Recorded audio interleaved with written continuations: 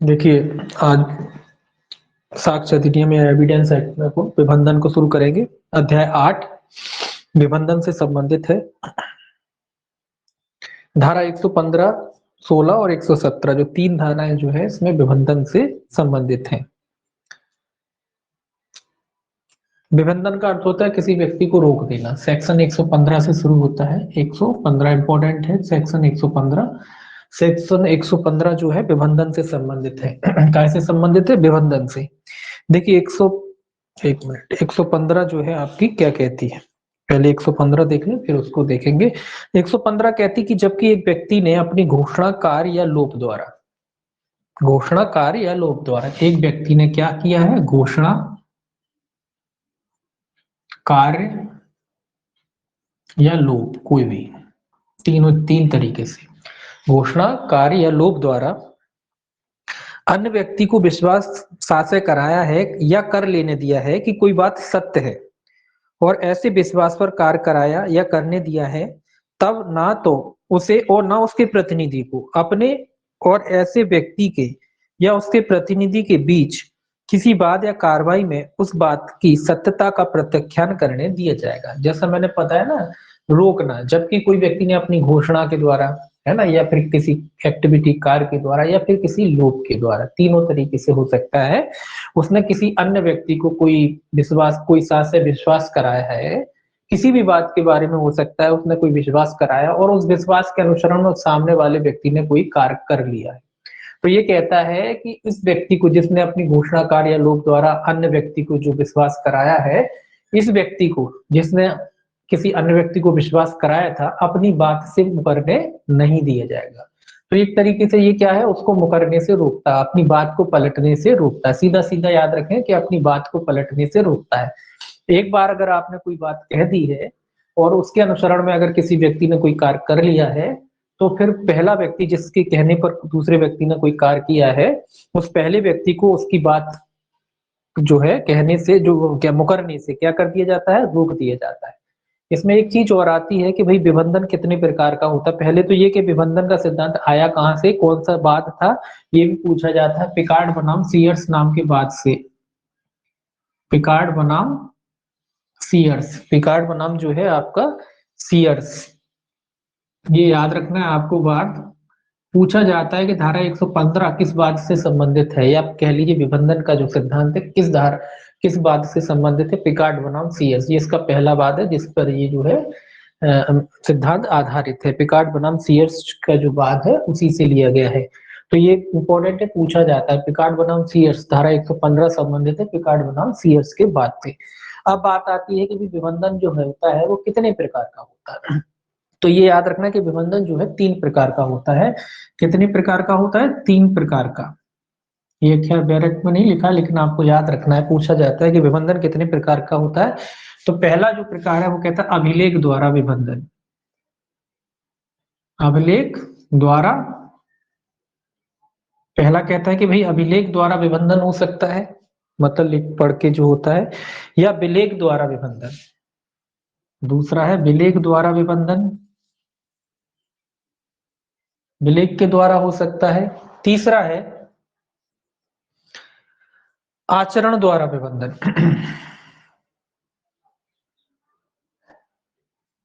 तो ये 3 प्रकार हैं, इनके इन 3 प्रकारों से होता है, ये याद करने हैं आपको। अभिलेख द्वारा विबंधन, विलेख द्वारा विबंधन और आचरण द्वारा विबंधन। दूसरा आपको पहला ये केस याद करना है कि पिकार्ड बनाम सीयर्स से संबंधित है, और दूसरा ये याद रखना है कि जो विबंधन या स्टॉपल का जो सिद्धांत है 3 प्रकार का होता है। अभिलेख द्वारा विबंधन, विलेख द्वारा विबंधन और आचरण द्वारा विबंधन। ये आपको क्या करना है? याद करना है। अब बात आती है कि भाई अभिलेख द्वारा जो विबंधन होता है वो काय से उत्पन्न होता है। अभिलेख द्वारा जो विबंधन होता है वो किसी न्यायालय के निर्णय से उत्पन्न होता है। बस एक शॉर्ट में बता रहा हूँ, ज्यादा नहीं, याद रखना। न्यायालय के निर्णय से उत्पन्न होता है। अभिलेख द्वारा जो विबंधन होता है वो किसी न्यायालय के निर्णय से क्या होता है? उत्पन्न होता है या पैदा होता है। यदि किसी विषय पर अंतिम रूप से न्यायालय का कोई, मान लीजिए, निर्णय हो चुका है और उसके पक्षकार उसी विषय पर दूसरा वाद नहीं ला सकते, तो ये क्या है? ये अभिलेख द्वारा विबंधन है। अब आप कहोगे भाई अभिलेख और विलेख में अंतर क्या होता है? अभिलेख मतलब न्यायालय द्वारा, अभिलेख द्वारा विबंधन, आप ये मान लीजिए कि ये जो विबंधन होता है वो न्यायालय के निर्णय से उत्पन्न होता है। अगर किसी बात में न्यायालय ने अंतिम अपना निर्णय दे दिया है तो उसी बात पर आप जो है दोबारा से क्या नहीं ला सकते, कोई बात नहीं ला सकते, कोई मुद्दा जो कोई बात नहीं उठा सकते उसी बात पर, उसी निर्णय पर जिसका अंतिम रूप से क्या हो चुका है, निराकरण हो चुका है। तो दूसरा बात उसी मैटर पर नहीं लाएंगे। ठीक है, तो ये क्या है, ये अभिलेख द्वारा जो विबंधन होता है। अब इसको आसान याद रखना बिल्कुल आसान है। आप जानते हैं कि न्यायालय के जो निर्णय होते हैं वो अभिलेख का काम करते हैं, अभिलेख होते हैं ना, तो इतना याद रखें। तो ये अभिलेख का मतलब न्यायालय द्वारा जो निर्णय होते हैं, ऐसे प्रकार के विबंधन को क्या कहा जाता है, अभिलेख द्वारा। मतलब एक बार डिसीजन हो गया तो दोबारा उसी बात पर आप दोबारा वाद नहीं ला सकते, रोक दिया जाता है आपको, है ना। अब विलेख द्वारा तो आप जानते हैं कि जब भी कोई पक्षकार किसी विलेख द्वारा वचनबद्ध है, विलेख द्वारा मतलब कोई दस्तावेज द्वारा, विलेख द्वारा द्वारा क्या है, वचनबद्ध होने पर, विलेख द्वारा वचनबद्ध मतलब कोई भी लिखित आपने की हो और उस लिखित में आपने कोई बात की हो और उस लिखित से आप बात हो तो बाद में उस लिखित में जो भी आपने बात कही है उस बात से आपको मुकरने नहीं दिया जाए। ये लिखित पढ़त वाली बात हो गई सीधी सीधी, कि आपने कोई दस्तावेज रचा और उस दस्तावेज में अपने आप को बाध्य कर लिया, है ना, और बाद में आप उस चीज से मुकर नहीं पाओगे। जो बात आपने दस्तावेजों में लिख के दी है किसी व्यक्ति को और उससे आप वचनबद्ध हो गए हो, उदाहरण के लिए मान लीजिए आपने ये कहा कि ये हमारा घर है, हम आपको विक्रय करना चाहते हैं, एडवांस ले लिया और आपने एक वचन पत्र लिखवा लिया। अब बाद में आप कहते हो कि ये हमारा है ही नहीं, हम तो कैसे बेच सकते हैं, तो वो आपको आपकी बात से मुकरने नहीं दिया जाएगा। और आचरण द्वारा विबंधन, आचरण का मतलब है व्यपदेशन वगैरह, आचरण, आचरण तो लिखा ही है। आचरण द्वारा विबंधन का अर्थ होता है आपके व्यवहार द्वारा, आपके व्यवहार द्वारा व्यपदेशन, आपके पक्षकारों के व्यपदेशन कार्य आचरण द्वारा, व्यपदेशन कार्य या फिर आचरण, ये तीन चीजें आती हैं इसमें। आचरण में व्यपदेशन कार्य और आचरण द्वारा मतलब आपने कोई ऐसा, मतलब वही कि व्यपदेशन मतलब लोगों को देख के लगा, आपके आचरण मतलब आपके हाव भाव को देख के आपने व्यपदेशन किया, लोगों को बताया कि आप ही मालिक हो, आप मालिक हो नहीं, है ना। आपका कोई कार्य हो सकता है या कोई आचरण हो सकता है, आपकी एक्टिविटीज हो सकती है ऐसी, तो उसको कहते हैं आचरण द्वारा विबंधन, जिससे दूसरे ने आप पर विश्वास कर लिया। आपने ऐसी इमेज बनाई दूसरे के सामने, अपनी ऐसी इमेज बनाई कि सामने वाले ने आप पे विश्वास कर लिया और उस विश्वास के अनुसार में उसने काम कर लिया। तो इस प्रकार का अगर आप विबंधन करते हो तो ये आचरण द्वारा विबंधन कहलाता है। ठीक है, तो तीन प्रकार के विबंधन होते हैं, अभिलेख द्वारा, आचरण, विलेख द्वारा और आचरण द्वारा। ठीक है, और किस बात पर आधारित है, पिकार्ड बनाम सीयर्स के जो है बात पर आधारित है, ये याद रखना है आपको। अब एक उदाहरण दे रखा है 115 में, कहता है का सासे और मिथ्या रूप से खा को यह विश्वास करने के लिए प्रेरित करता है कि अमुक भूमि का की है और तद्वारा खा को उसे क्रय करने और उसका मूल्य चुकाने के लिए उत्प्रेरित करता है। ये क्या कह रहा है, उदाहरण जो अभी बताया मैंने वही उदाहरण है। ये कहता है कि का मिथ्या रूप से खा को विश्वास करने के लिए प्रेरित करता है, वो विश्वास कराता है कि ये भूमि हमारी है जबकि उसकी है नहीं। ए क्या कहता है कि ये फलानी जो भूमि है, ये भूमि जो है, बी से कहता है कि ये भूमि मेरी है, मिथ्या रूप से कहता है, जबकि असलियत में जो भूमि जो ये भूमि जो है एक ही फिलहाल नहीं है, अभी एक ही भूमि नहीं है, लेकिन ए बी से कह रहा है ये मेरी भूमि है, तुम इसे खरीद लो। ठीक है, और इस तरीके से मिथ्या व्यपदेशन करके उससे क्या करता है, उससे पैसे ले लेता है ना। विश्वास करने के लिए अमुक भूमि का की है और तद्वारा खा को क्रय करने के लिए उसका मूल्य चुकाने के लिए उत्प्रेरित करता है। कहते हैं कि भैया अब आप इसका मूल्य दे दो, पैसा दे दो, फिर हम आपको भूमि दे देंगे क्योंकि हम इसके मालिक है। तत्पश्चात भूमि का की संपत्ति हो जाती है और का इस आधार पर कि विक्रय के समय उसका उसमें कोई हक नहीं था, विक्रय पास करने की इच्छा करता है, इसका मतलब इच्छा करता है, उसे अपने हक का अभाव साबित करने नहीं दिया जाएगा। अब ये क्या कह रहा है, अभी ये कह रहा है जब विक्रय, ये विक्रय का समय है, ये विक्रय कर रहा है, ये उस समय ए ने कहा कि भाई जो भूमि है हमारी है, जबकि वास्तविकता में इस वक्त जब विक्रय कर रहा है उस समय ये भूमि जो है एक ही नहीं है। अब हो सकता है कि बाद में ये भूमि किसकी हो गई, ए की, अब बाद में वास्तविक में मालिक बन गया जी, ये भूमि किसके पास आ गई, ए के पास ही आ गई, यानी ए इसका अब मालिक बन गया। अब ए क्या कह रहा है, अब मालिक बनने के बाद, ये बनने के बाद की बात हो रही कि मालिक बनने के बाद जो है ए क्या कहता है, ए कहता है कि भैया जब हमने विक्रय किया था वो ये चाहता है कि ये विक्रय कैंसिल हो जाए, क्योंकि अब मालिक बन गया। हो सकता है, देखिए दो बातें होती ना, जब आप मालिक नहीं होते हो किसी चीज की और आप बेच रहे हो तो फ्रॉड कर रहे हो किसी से, तो आपको पता है कि औने पौने भाव में बेच दो, जो मिल रहा है तो फिक्स गई। अब आप वास्तविकता में मालिक बन गए इसकी, तो आप क्या चाहोगे कि जो कीमत है वो मिले, है ना। तो अब आप क्या चाह रहे हो, आप ये चाह रहे हो कि ये विक्रय कैंसिल हो जाए। तो आपने आपने न्यायालय में कहा कि भाई जब जिस समय ये विक्रय हुआ था उस समय तो मैं स्वामी था ही नहीं, मैं तो मालिक था ही नहीं, है ना। तो वो क्या कराना चाहता है, उस विक्रय को, इस विक्रय को जो पहले उसने किया था उसको क्या कराना चाहता है, अपास्त कराना चाहता है, कैंसिल कराना चाहता है। वो चाहता है न्यायालय से कि इस विक्रय को जो है अपास्त कर दिया जाए। तो ये जो विबंधन का नियम है, ये क्या विबंधन का नियम क्या करेगा, इसको, इसकी बात जो इसने कही थी पहले उसको करने से क्या कर देगा, रोक देगा। ये विबंधन का सिद्धांत उसको, जो बाद में जो बात कह रहा है उस बात करने से क्या कर देगा, रोक देगा। यानी अब ये जो विक्रय को जो ए है अपास्त नहीं करा सकता, मतलब उसको बी को भूमि बेचनी ही पड़ेगी, देनी ही पड़ेगी। जो भी उनका पहले जो एग्रीमेंट हुआ है, करार हुआ है, उसके अधीन उसको गा को भूमि बेचनी ही पड़ेगी, भले वो उस समय मालिक ना रहा हो। ठीक है। तो ये सिद्धांत क्या करता है, इसी तरीके से काम करता है। ये क्या करता है, उस व्यक्ति को रोक देता है। देखिए, अब देखिए 116, 116 ये है, 116 और 117 ये विबंधन के प्रकार है। मेन धारा आपकी 115 है, आपने 115 पढ़ लिया, समझ लिया, तो 116 117 में कोई दिक्कत नहीं होती। मेन धारा इसकी क्या है, 115 ही है। ठीक है। 116 और 117 जो है इसके प्रकार है। 116 और 117 क्या है, इसके प्रकार है।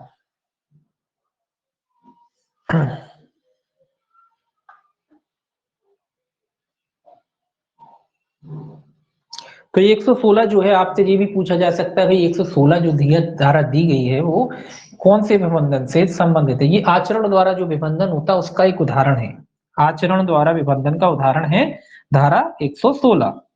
धारा 116 काय का उदाहरण है, धारा 116 उदाहरण है, आचरण द्वारा जो विबंधन होता है उसका एक उदाहरण है धारा 116। देखिए ये क्या कहता है, अभिधारी और कब्जाधारी व्यक्ति के अनुज्ञप्तिधारी का विबंधन। ये कह रहा है स्थावर संपत्ति के किसी भी अभिधारी या ऐसे अभिधारी से व्युत्पन्न अधिकार से दावा करने वाले व्यक्ति को ऐसी अभिधरती के चालू रहते हुए इसका प्रत्याख्यान न करने दिया जाएगा कि ऐसी अभिधारी के भूस्वामी का ऐसी स्थावर संपत्ति पर उस अभिधरती के प्रारंभ पर हक था, तथा किसी भी व्यक्ति को जो किसी स्थावर संपत्ति पर उस पर कब्जाधारी व्यक्ति की अनुज्ञप्ति द्वारा आया है उसका प्रत्याख्यान न करने दिया जाएगा कि ऐसे व्यक्ति को उस समय जब ऐसी अनुज्ञप्ति दी गई थी ऐसे कब्जे का था। क्या मतलब है, ये आचरण के द्वारा बात कर रही है कि भैया कब्जे की बात हो रही है। इसमें क्या कह रहा है कि एक व्यक्ति, अभिदारी मतलब किराएदारी, टेनेंट की बात हो रही है। अगर कोई व्यक्ति, दोनों बातें हुई, दोनों तरफ से बातें इसमें कह रहा है। पहला तो ये कह रहा है कि भैया अगर कोई कब्जाधारी व्यक्ति की किसी अनुज्ञप्ति के विबंधन के बारे में, यह विबंधन आचरण का ही जो है रूप है। ये कहता है कि किराएदार का विबंधन स्वामी और किराएदार का विबंधन स्वामी और किराएदार के बीच लिखित या मौखिक संबंधा पर आधारित है।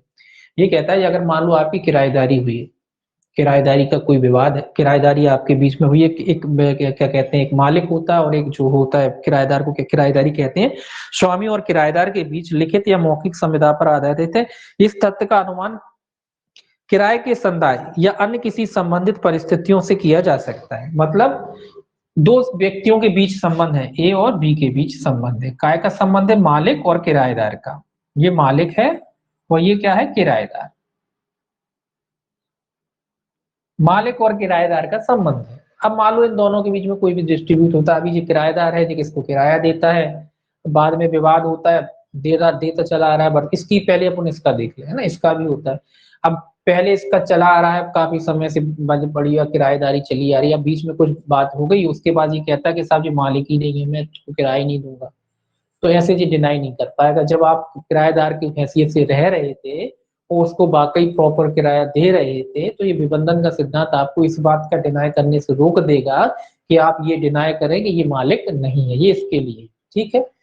ऐसा ही इसके लिए है कि मान लीजिए किराएदारी थी, किसी संबंधित परिस्थिति किया जा सकता है। आगे लिखिए, तो ये कह रहा है कि जो जो बी है इसके स्वामित्व का जो हक है वो स्वामित्व की बात कहने से क्या नहीं कर सकता, डिनाई नहीं कर सकता अगर किराएदार की हैसियत से। उदाहरण के लिए ये उदाहरण है, और उदाहरण ये मान सकते हैं कि मान लो हम किसी के घर आ जाते हैं, किराए से घर लेने के लिए जाते हैं। पहले तो हम किराए से घर ले लेते हैं, उसका किराए से घर में रहते हैं, 1 आध महीना किराया भी देते हैं, उसके बाद हम डिनाई करते हैं कि भैया जी मालिक ही नहीं है, हम इसको किराया क्यों दें। तो ये सिद्धांत जो उसको इस बात को करने से क्या कर देता है, रोक देता है, क्योंकि आचरण द्वारा आपकी ये आचरण द्वारा विबंधन क्यों हो रहा है, आचरण द्वारा विबंधन इसीलिए हो रहा है कि पता है ना आपको, दिख रहा है आपको, पता है, जानते थे आपके जो मालिक, और वो आपने उसी हैसियत में उससे क्या है, घर को किराए से लिया है, और अब आप उसको डिनाई नहीं कर पाओगे। तो आपको क्या है, ये कहने से रोक दिया जाएगा कि वो उस घर का मालिक नहीं है। ऐसे ही जब किराएदारी की बात आती कि मान लो ये जो व्यक्ति था, एक मिनट,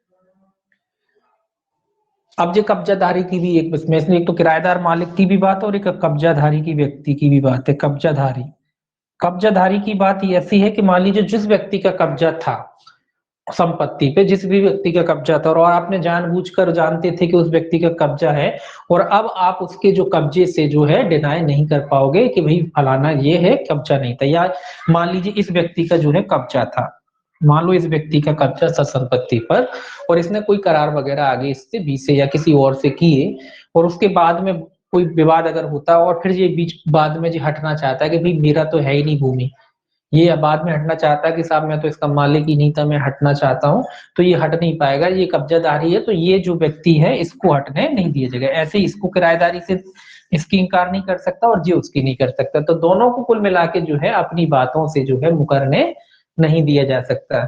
ये इसको मकान मालिक मानने से इनकार नहीं कर सकता और ये इसको किराएदार मानने से इनकार नहीं कर सकता। सीधा सीधा इसका फंडा ये है कि दोनों जो है एक दूसरे से जो भी करार एग्रीमेंट हुए हैं, किराएदार मकान मालिक के संबंध हो चाहे कब्जाधारी के संबंध हो, तो ये दोनों जो है एक दूसरे की बातों को, जो भी इन्होंने आपस में करार की है, एक दूसरे की बातों से क्या नहीं कर सकते, मुकर नहीं सकते। जो भी जो इसने बात की है ये नहीं मुकर सकता, और जो इसने बातें की हैं वो इस बात से ये नहीं मुकर सकता, एक दूसरे के विरुद्ध उसका इस्तेमाल नहीं कर सकते, ना ही ये मुकर सकते हैं। तो ये आचरण द्वारा जो है विबंधन का सिद्धांत वो उदाहरण है।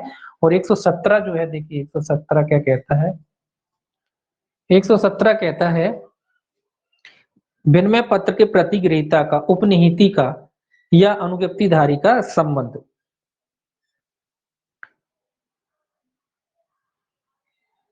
उपनीति का मतलब होता है जिसको संविदा के अधीन कोई माल दिया जाता है, कोई आपका एग्रीमेंट वगैरह है और न्यास के रूप में, ट्रस्टी के रूप में कोई माल वगैरह दिया जाता है, उसके बारे में है।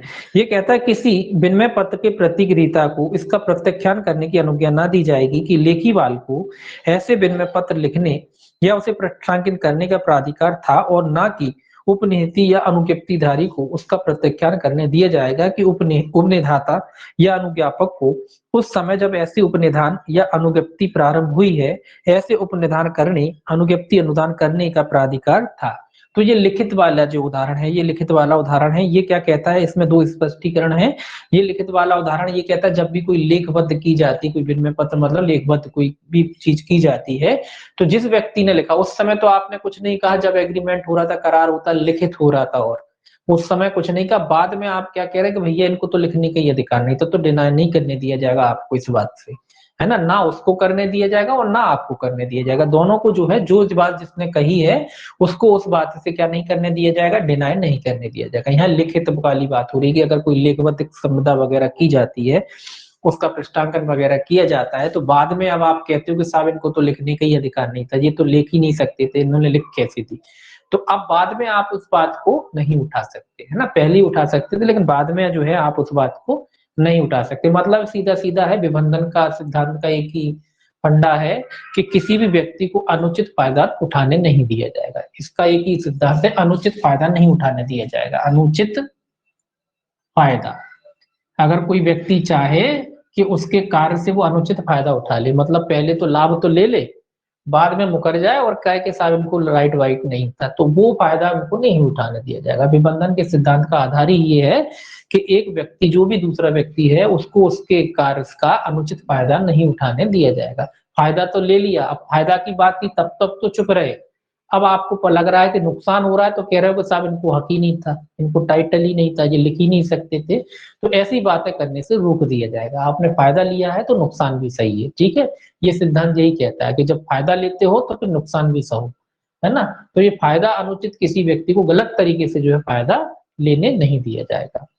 अब देखिए स्पष्टीकरण ये क्या कहता है, किसी विनिमय पत्र का प्रतिग्रहीता उसका प्रत्याख्यान कर सकता है कि विनिमय पत्र वास्तव में उस व्यक्ति द्वारा लिखा गया था जिसके द्वारा लिखा गया वह तात्पर्य है। ये कह रहा है, इस बात का डिनाई कर सकता है कि वास्तव में, ये अलग बात हो गई।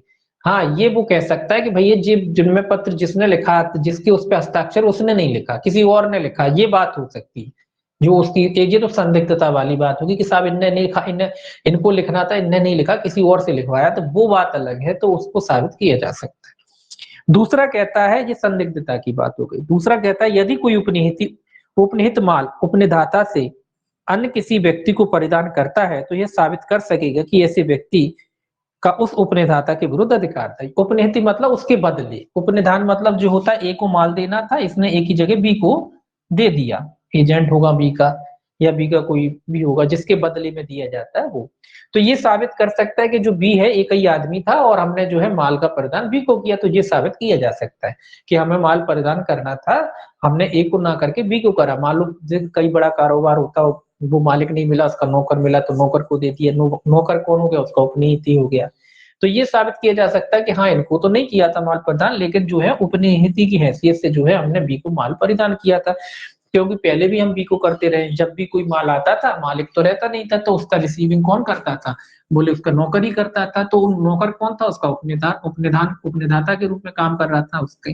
तो वो ये साबित कर सकता है कि जो है, जो बी जो है उसका नौकर था या कोई भी रिश्तेदार था, कोई भी हो सकता है, जरूरी नहीं नौकर हो, तो उसको हमने जो है माल परिधान किया था, और परिधान इस हैसियत में किया था कि वो क्या है, एक का उपनिहित है। तो इस हैसियत से हमने जो है उसको माल प्रदान किया था, तो ये बात तो साबित की जा सकती है। अब देखिए सारा एक अध्याय जो है 9 है साक्ष्यों के विषय में, अध्याय 9 जो है साक्ष्यों के विषय में है। धारा 118 से है ये, धारा 118 से शुरू होता है, धारा 118 देखिए।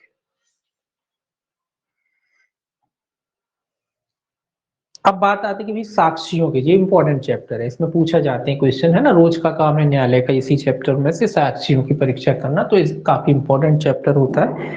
पहला चैप्टर, पहला भाग, उसके बाद आपका तीसरा भाग और उसके बाद दूसरा भाग। अगर क्रम देखे, सबसे इंपॉर्टेंट आपका जो आता है पहला भाग, भाग की बात कर रहा हूं मैं, पहला भाग इंपॉर्टेंट है, उसके बाद तीसरा भाग इंपॉर्टेंट है, और उसके बाद दूसरा भाग है भाग, ठीक है।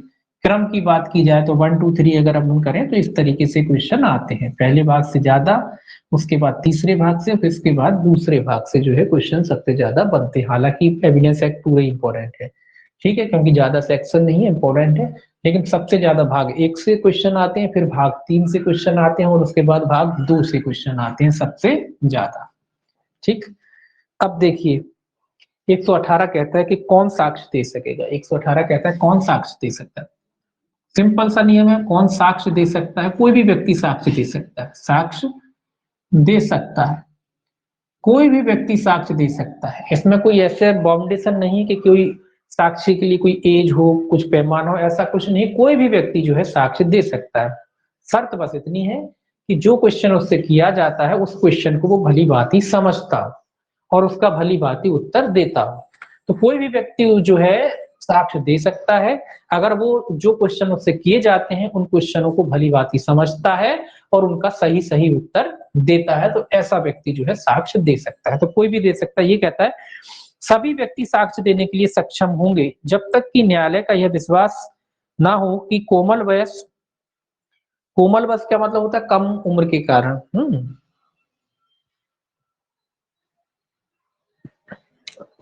कोमल वयस्क का मतलब होता है कम उम्र कह लीजिए, या कह लीजिए अपरिपक्व व्यक्ति जिसको ज्यादा नॉलेज नहीं, अपरिपक्व। कोमल वयस्क का मतलब अपरिपक्व भी होता है, अपरिपक्व समझ का व्यक्ति, उसकी समझ मैच्योरिटी नहीं आई अभी, उसको छोड़ के, मतलब अपरिपक्व है, वो समझता ही नहीं किसी बात को, भले ही बड़ा हो गया लेकिन समझता नहीं। तो एज का कोई मतलब नहीं है, अपरिपक्व है मतलब समझता नहीं है। ऐसा अगर कोई व्यक्ति अति वार्धक्य मतलब कोई बीमारी वगैरह के कारण प्रश्नों को नहीं समझता है, या शरीर के या मन के रोग या इसी प्रकार के अन्य प्रकार में से उनसे किए गए प्रश्नों को समझने से या उन प्रश्नों के युक्ति संगत उत्तर देने से निवारित है। तो ये कह रहा है कि इन लोगों को छोड़ दिया जाए। जो एक तो ये कह रहा है कि कोमल वयस का मतलब होता है अपरिपक्व समझ का है, या तरुण व्यक्ति है, कम उम्र का है, अपरिपक्व है मतलब उसको समझ में ही नहीं आता कि भाई उससे क्या क्वेश्चन किए जा रहे हैं, मतलब उसकी समझ इतनी अभी परिपक्व नहीं है। या कोई रोग या बीमारी से ग्रसित है, कोई व्यक्ति रोग या बीमारी से ग्रसित है, और रोग और बीमारी भी इसी तरीके की है, रोग बीमारी भी इसी तरीके की है कि वो उन क्वेश्चनों को समझ नहीं पाता। ऐसा नहीं कि हर बीमारी नहीं आती, कुछ मानसिक बीमारी है उससे, कुछ ऐसी बीमारी है कि जिसकी वजह से वो क्वेश्चनों को ठीक तरीके से नहीं समझ पा रहा, ना ही वो उसका ठीक ठीक जवाब देता है। तो ऐसे व्यक्तियों को छोड़ करके बाकी सभी लोग जो है साक्ष्य देने के लिए सक्षम है। सीधा सीधा याद रखना है कि साक्ष्य देने के लिए सभी व्यक्ति जो है सक्षम होते हैं, जब तक कि वो जो है प्रश्नों को ठीक ठीक समझते हो और उनका ठीक ठीक आंसर देते हो। जो क्वेश्चन उससे किया जाता है उसी को वो समझे और उसी हिसाब से वो अपने जवाब देते हैं। तो ऐसे जो व्यक्ति होते हैं क्या होते हैं, साक्ष्य देने के लिए सक्षम होते हैं। अब क्वेश्चन आता है कि क्या कोई पागल व्यक्ति साक्ष्य देने के लिए सक्षम होता है कि अक्षम होता है? पागल व्यक्ति भी साक्ष्य देने के लिए सक्षम माना जाता है। सक्षम माना जाता है कि अक्षम? सक्षम। पागल व्यक्ति भी जो है साक्ष्य देने के लिए क्या होता है, सक्षम होता है, मतलब वो भी साक्ष्य दे सकता है। यानी कि पागल व्यक्ति अक्षम नहीं होता। अगर कोई पूछे आपसे क्या पागल व्यक्ति साक्ष्य दे सकता है, पागल व्यक्ति साक्ष्य देने के लिए सक्षम है, पागल व्यक्ति भी साक्ष्य देने के लिए सक्षम है। देने के लिए क्या है, सक्षम है। ये भी याद रखना है आपको कि पागल व्यक्ति भी साक्ष्य देने के लिए सक्षम है। बस शर्त इतनी है कि जो भी क्वेश्चन उससे किए जा रहे हैं उन क्वेश्चनों को वो भली भांति समझता है और उसके सही सही उत्तर देता है, तो पागल व्यक्ति को भी सक्षम माना जाएगा। शर्त बस एक ही है जो सभी के लिए, ना पागल के लिए नहीं, सभी के लिए है कि प्रश्नों को समझता हो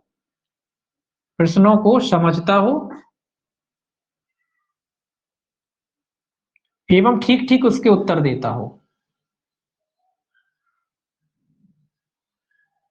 क्या देता हो, उत्तर देता हो। ये शर्त है बस, चाहे वो पागल हो, चाहे वो बालक हो, चाहे कोई भी हो, चाहे कोई बड़ा हो, बूढ़ा हो, पागल हो, कैसा भी व्यक्ति हो, शर्त बस इतनी सी है। तो याद रखेंगे कि पागल व्यक्ति भी जो है साक्ष्य देने के लिए सक्षम होता है, जब तक कि वो प्रश्नों को ठीक ठीक समझता है। हाँ, अगर वो प्रश्नों को नहीं समझता है तो बात अलग हो जाती है, तो फिर वो सक्षम नहीं रहता है। तो शर्त बस इतनी है कि कोई भी व्यक्ति जो है साक्ष्य देने के लिए सक्षम होता है अगर वो प्रश्नों को जो है ठीक तरीके से समझता है। तो ये याद रखना कि पागल व्यक्ति भी जो है क्या होता है, सक्षम होता है साक्ष्य देने के लिए। अब इसमें क्वेश्चन दो तरीके के आते हैं। इसमें एक क्वेश्चन आता है कि एक पागल व्यक्ति जो कुछ अंतरालों में वो जो है ठीक हो जाता है, तो जिन अंतरालों में वो ठीक होता है और प्रश्नों को समझता है उन अंतरालों में अगर वो जवाब देता है, क्वेश्चन पूछे जाते हैं, तो साक्ष्य देने के लिए सक्षम माना जाता है। ठीक है, अगर वो उन प्रश्नों को नहीं समझता तो वो अक्षम होता है। तो कोई भी व्यक्ति सक्षम होता है। यहाँ पागल से मतलब नहीं कि पागल है तो भैया अयोग्य हो गया। हाँ, पागल है और क्वेश्चन नहीं समझता, पागल की भी कई वैरायटी होती, कई तरीके के पागल होते हैं। कुछ तो बिल्कुल ही पागल हो जाते हैं जिनको कुछ समझ में नहीं आता, कुछ पागल हो जाते हैं लेकिन वो समझते सब है।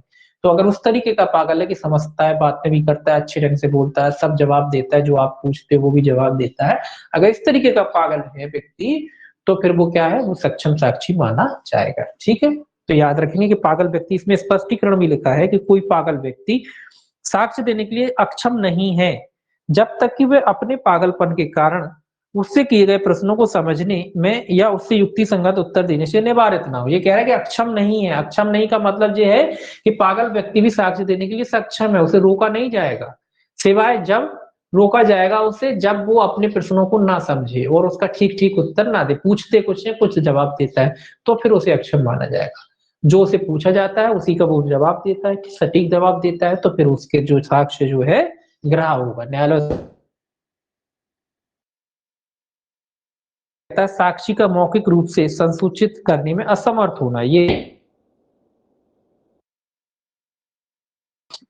मूक साक्षी के नाम से था। इसको पहले मूक साक्षी बोलते थे। सेक्शन 119 को जो है पहले जो है एक शब्द आया करता था मूक साक्षी या डंप विटनेस। ठीक, मूक साक्षी मतलब जो बोल नहीं सकता, बोलने में असमर्थ है ऐसा व्यक्ति। तो यहाँ मूक साक्षी शब्द हटा करके जो है यहाँ एक नया शब्द रखा गया है, साक्षी का मौखिक रूप से संसूचित करने में असमर्थ होना। साक्षी का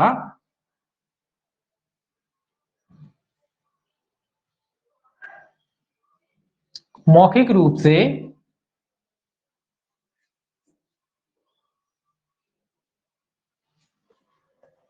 संसूचित करने में असमर्थ होना, संसूचित करने में असमर्थ होना,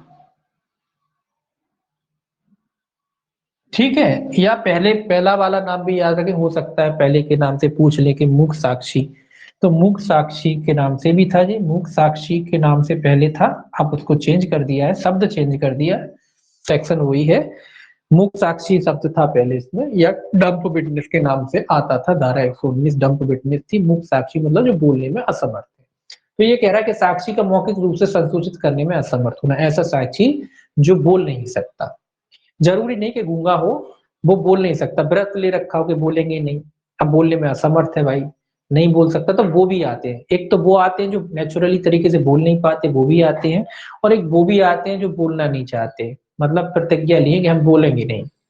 कुछ लोग लेते ना मौन व्रत धारण कर लिया, बोले अब उसकी गवाही हो रही है, तो ऐसा साक्षी भी जो है 119 की परिभाषा में आएगा, ठीक है। तो ये कहता है ऐसा कोई साक्षी जो बोलने में असमर्थ है, ऐसी किसी अन्य रीति से जिसे वह उसे बोधगम्य बना सकता है, जैसे लिखकर या संकेत चिन्हों द्वारा अपना साक्ष्य दे सकेगा, किंतु ऐसा लेखन लिखित रूप में होना चाहिए और खुले न्यायालय में प्रकट संकेत चिन्ह द्वारा, चिन्ह तथा इस प्रकार दिया गया साक्ष्य मौखिक साक्ष्य कहलाएगा। ये क्या कह रहा है भाई, ये कह रहा है कि कोई भी व्यक्ति जो बोलने में जो है असमर्थ है, जो बोल नहीं सकता या संसूचित नहीं कर सकता, मुंह से नहीं बता सकता, तो वो किसी भी माध्यम से जो है अपना साक्ष्य दे सकता है।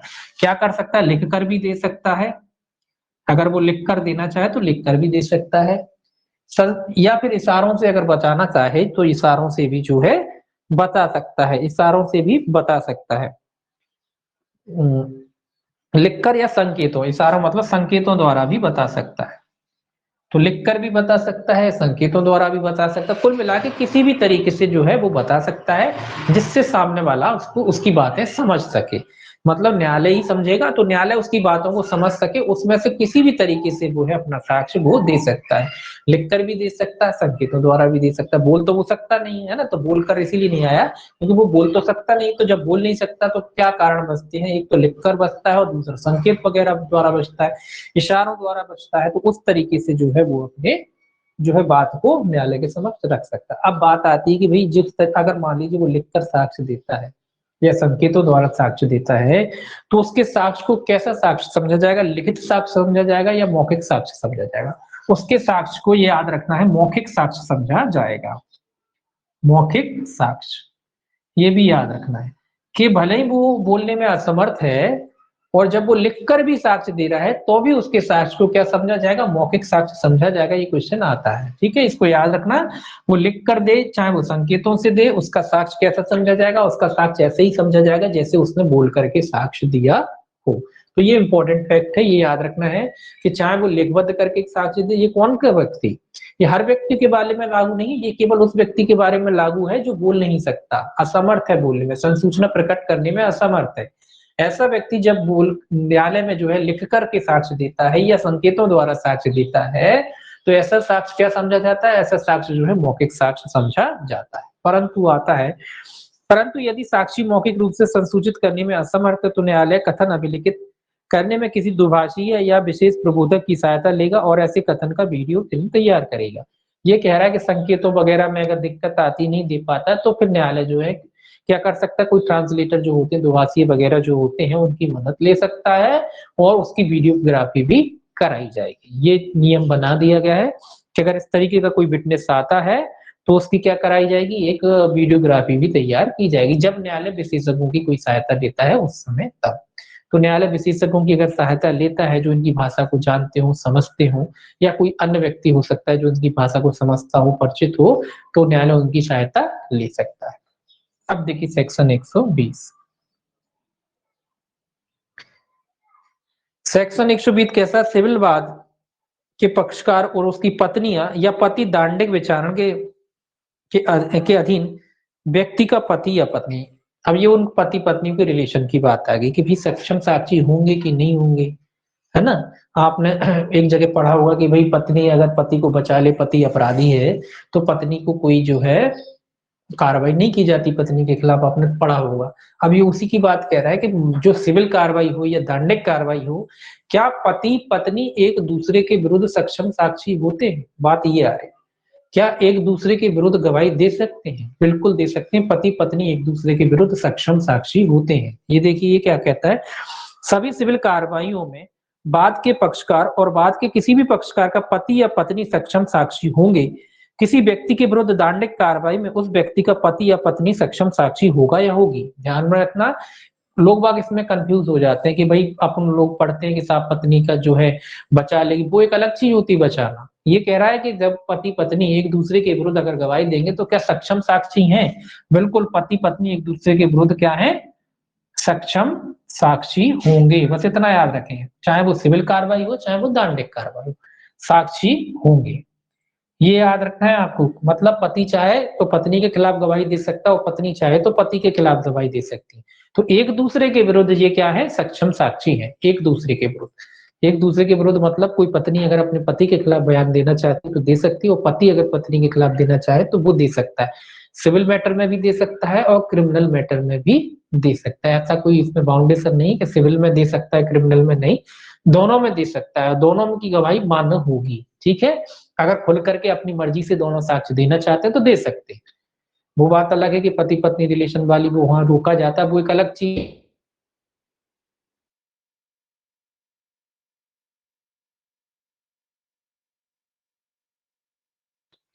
तो एक दूसरे के विरुद्ध क्या होते हैं ये लोग? एक दूसरे के जो विरुद्ध क्या होते हैं? सक्षम साक्षी माने जाते हैं। पति पत्नी एक दूसरे के विरुद्ध क्या है? सक्षम। बस इतना याद रखना है आपको कि पति पत्नी एक दूसरे के विरुद्ध क्या होते हैं? सक्षम साक्षी होते हैं। वो एक दूसरे के विरुद्ध गवाही दे सकते हैं और न्यायालय उनको ग्राहक करता है। ठीक है, तो इस पे कंफ्यूजन होने की जरूरत नहीं है, वो अलग चीज है, उसको अलग रखेंगे, इसको अलग रखेंगे। सक्षम साक्षी होते हैं। आप अब मान लीजिए पति पत्नी के बीच ही विवाद है, मान लो कोई सिविल मैटर, तो क्या पति पत्नी एक दूसरे के विरुद्ध साक्ष्य नहीं देंगे? वो कहेगा नहीं आप पति पत्नी हो, आप नहीं दे सकते। ऐसा नहीं होता है, एक दूसरे के खिलाफ गवाही दे सकते हैं। ठीक है, ऐसे क्रिमिनल मैटर मान लो पति ने पत्नी के खिलाफ कोई अत्याचार किया है, तो क्या पत्नी पति के खिलाफ गवाही नहीं दे सकती? क्या न्यायालय उसे ग्रहण नहीं करता? ग्रहण करता है कि नहीं करता है? तो पति पत्नी एक दूसरे के विरुद्ध क्या होते हैं? सक्षम साक्षी होते हैं। ठीक है, अब देखिए 121 कहता है न्यायाधीश और मजिस्ट्रेट। सेक्शन 121 क्या कहता है? न्यायाधीश और मजिस्ट्रेटों की बात कहता है।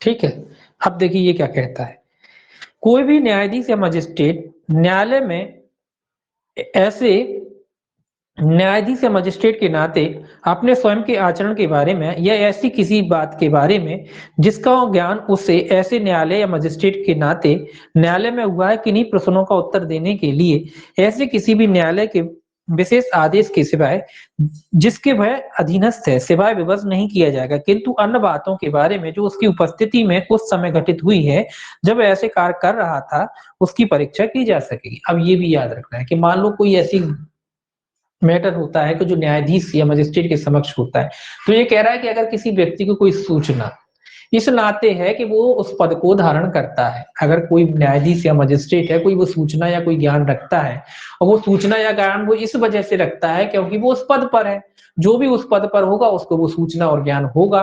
तो ये कह रहा है अगर इस तरीके की सूचना और ज्ञान अगर है और उसको प्रकट करने की अगर बात आती है तो वो न्यायाधीश और मजिस्ट्रेट को बाध्य नहीं किया जा सकता जब तक कि उसके वरिष्ठ अधिकारी से अनुमति ना दे दी हो, या कह लीजिए उसके वरिष्ठ अधिकारी से अनुमति ना ले ली गई। मतलब इनका जो भी सुपीरियर ऑफिसर होगा, अधिकारी होगा या न्यायाधीश होगा या मजिस्ट्रेट होगा, उसकी अनुमति से ही जो है न्यायाधीश और मजिस्ट्रेटों को उस सूचना को या उस ज्ञान को देने के लिए बाध्य किया जा सकता है।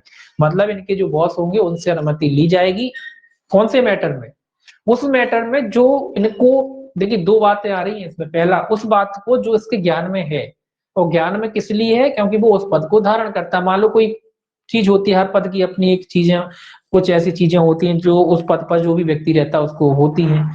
तो ये कह रहा उन बातों को जो कब प्रकट करेगा, जब इसका जो वरिष्ठ अधिकारी जो है इसको अनुमति देगा, तो उसकी अनुमति के बगैर जो है इसको बाध्य नहीं किया जा सकता। किसी अन्य न्यायालय में मान लो ए न्यायाधीश है, ए न्यायालय का न्यायाधीश है, दूसरे में मामला चल रहा, उसमें इनके ज्ञान में है, वो दूसरा न्यायालय का कि इनके न्यायाधीश को बुलाओ, उनकी गवाही करेंगे, तो इनकी गवाही कब कर सकता है वो, जब वो उनके वरिष्ठ अधिकारी से जो है, जिनके भी जो अधीनस्थ है उनसे अनुमति ले लेता है। वो कौन सी बात है, जो इनके ज्ञान में है पद के नाते। ठीक है, ये वो बात हो गई, ये तो एक बात हो गई। दूसरी बात कहता है कि मान लो कोई न्यायाधीश मजिस्ट्रेट कोई कार्रवाई कर रहा था और इनके सामने कोई घटना घटती है, इनके सामने कोई घटना घटती है, क्या घटना घटती, मान लो इनके सामने कोई क्राइम हो जाता है मजिस्ट्रेट साहब के सामने, मजिस्ट्रेट साहब की बयान चल रहे, वहीं कोर्ट के परिसर में मान लीजिए कोई किसी को गोली मार देता है, मतलब अपराध हो गया। तो ये कह रहा है ऐसे मैटर में फिर मजिस्ट्रेट साहब की परीक्षा ली जा सकती, किसी अन्य न्यायालय में जहां भी मामला चल रहा है वहां क्या की जा सकती, उन मजिस्ट्रेट साहब की जो है, फिर उस मैटर में जो है अनुमति की आवश्यकता नहीं है, उस मैटर में मजिस्ट्रेट साहब की अन्य न्यायालय में जहां भी कार्रवाई चल रही है उनको बुलाया जा सकता है और मजिस्ट्रेट साहब की परीक्षा की जा सकती। क्यों की जा सकती, क्योंकि वो घटना उनके सामने घटी है। ये घटना इसलिए नहीं घटी कि वो मजिस्ट्रेट साहब थे, कोई भी हो सकता हो सके, मजिस्ट्रेट साहब नहीं होते, कोई भी होता तो कोई भी के सामने हो सकती वो घटना, तो वो घटना ऐसी नहीं कि जो पद से जुड़ी, वो तो घटना घट गई। तो ऐसी घटना अगर उनके सामने कोई घटती है तो उस मामले में मजिस्ट्रेट साहब के बयान हो सकते हैं दूसरे कोर्ट में जहां भी मामला चल रहा है। अब बुलाया जा सकता है कि बताइए आपके सामने क्या हुआ, आपने क्या देखा, तो दूसरा न्यायालय इनको बुला सकता है। लेकिन जो बात केवल पद के नाते इनको हासिल है, वो बात के लिए जो है दूसरा न्यायालय ने बात नहीं कर सकता जब तक कि इनके वरिष्ठ जो न्यायालय है उनसे अनुमति ना ले ली जाए। तो दोनों बातें इसमें है। उदाहरण देख रखा है, सेशन न्यायालय के समक्ष अपने विचारण में का कहता है कि अभिसाक्ष मजिस्ट्रेट खा द्वारा अनुचित रूप से ले लिया गया है। तद विषयक प्रश्नों का उत्तर देने के लिए खा को किसी वरिष्ठ न्यायालय के विशेष आदेश के सिवा विवश नहीं किया जा सकता। ये सिंपल सा उदाहरण दे रखा है। वो कहता है कि जो फलाने न्यायाधीश थे, पहले वाले न्यायाधीश, उन्होंने गलत तरीके से साक्ष्य लिया। अब देखिए साक्ष्य लेना न्यायालय का जो है काम होता है, तो इस मैटर में जो है उसके जो सेशन न्यायालय है या सेशन न्यायालय का कोई भी वरिष्ठ न्यायालय, उसकी अनुमति के बगैर जो है उस न्यायाधीश को जो है उससे क्रॉस नहीं किया जा सकता, उससे प्रश्न नहीं पूछे जा सकते कि आपने गलत, क्योंकि ये तो साक्ष्य लेना, उसको ग्रहण करना या ना करना, ये तो मजिस्ट्रेट का स्वयं की जो है नॉलेज का काम है ना। तो ऐसे मैटर में जो है मजिस्ट्रेट को बाध्य नहीं किया जा सकता किसी अन्य न्यायालय में गवाही देने के लिए। हाँ, अगर उसका वरिष्ठ जो न्यायालय है वो उसको अनुमति देता है या अनुमति दे देता है और कहता है कि दीजिए जाए, तब किया जा सकता है, अन्यथा नहीं। अब दूसरा उदाहरण इसका है,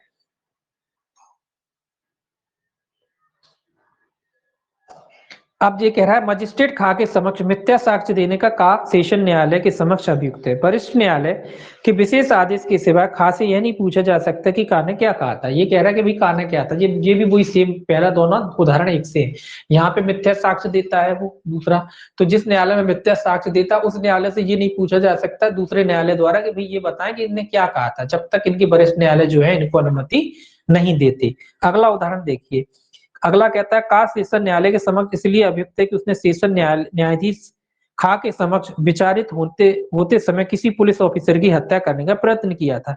कहा कि यह परीक्षा की जा सकेगी कि क्या घटित हो। ये हत्या वाला आ गया कि भाई जब जो न्यायाधीश था उसमें इन्होंने, जो पुलिस वाले आते हैं इसके साथ मुजरिम के साथ, तो मुजरिम ने जो है न्यायाधीश के समक्ष मजिस्ट्रेट के सामने ही क्या किया, एक पुलिस वाले की जो है हत्या कर दी। तो हत्या कर दी, तो इस मामले में जो है वरिष्ठ न्यायालय की अनुमति लेने की आवश्यकता नहीं। इस मामले में जो है न्यायाधीश की जो है परीक्षा हो सकती है। परीक्षा किस लिए, परीक्षा इसलिए कि बताइए आपके सामने क्या घटना घटी थी, आपने क्या देखा, क्योंकि ये भी गवाह के रूप में अन्य न्यायालय में पेश किए जा सकते हैं। तो इस मामले में जो है न्यायाधीश की जो है किसी अन्य न्यायाधीश की अनुमति लेने की आवश्यकता नहीं। लेकिन हाँ, जो ज्ञान, जो उसके नॉलेज वाले काम है उसमें जो है अनुमति लेने की आवश्यकता होगी। ठीक है। 122 जो है विवाहित स्थिति के दौरान की गई संसूचनाएं। ये संसूचना है विवाहित स्थिति के दौरान में, मतलब एक पति पत्नी के बीच में जो बातें होती हैं उनकी बारे में कह रहा है कि एक पति और पत्नी के नाते जो भी बातें होती हैं उनकी, ये धारा जो 122 है वो क्या देती है, वो प्रकट ना करने के लिए कहती है। अभी आपने पढ़ा पति पत्नी सक्षम साक्षी होते हैं, अब पढ़ोगे आपके भैया जी संसूचना क्या होती है, सुरक्षित होती है, मतलब सुरक्षित होती हैं। 122 पति पत्नी के बीच की जो संसूचनाएं होती हैं वो प्रकट नहीं की जा सकती। क्या, कौन सा धारा कहता है, धारा 122 कहता है कोई भी सूचना हो, कोई पति ने अपनी बताया पत्नी को मैं चोर हूं, तो ये भी सूचना अगर शादी के दौरान में कही तो ये भी प्रकट नहीं की जा सकती। ठीक है, अब देखिए ये क्या कहता है, कोई भी व्यक्ति जो विवाहित है या जो विवाहित रह चुका है, किसी संसूचना को किसी व्यक्ति द्वारा जिससे वह विवाहित है या रहा है, विवाहित है या रह चुका है, विवाहित स्थिति के दौरान में उसे दी गई थी प्रकट करने के लिए विवश ना किया जाएगा, और ना वह किसी ऐसी संसूचना को प्रकट करने के लिए अनुज्ञात किया जाएगा जब तक कि वह व्यक्ति जिसने वह संसूचना दी है या उसका हित प्रतिनिधि सम्मत ना हो, सिवाय उन वादों में जो विवाहित व्यक्तियों के बीच में हो या उन कार्रवाइयों में जिनमें एक विवाहित व्यक्ति दूसरे के विरुद्ध किए गए किसी अपराध के लिए अभियोजित है। ये क्या कह रहा है, ये कह रहा है कि विवाह के, सीधा सीधा याद रखें कि विवाह के दौरान एक व्यक्ति, अगर दो व्यक्ति आपस में अगर विवाहित हैं और आपस में उन्होंने कोई भी बातें की हैं, जो भी बातें की हो, वो बातों को बाद में प्रकट नहीं किया जाएगा।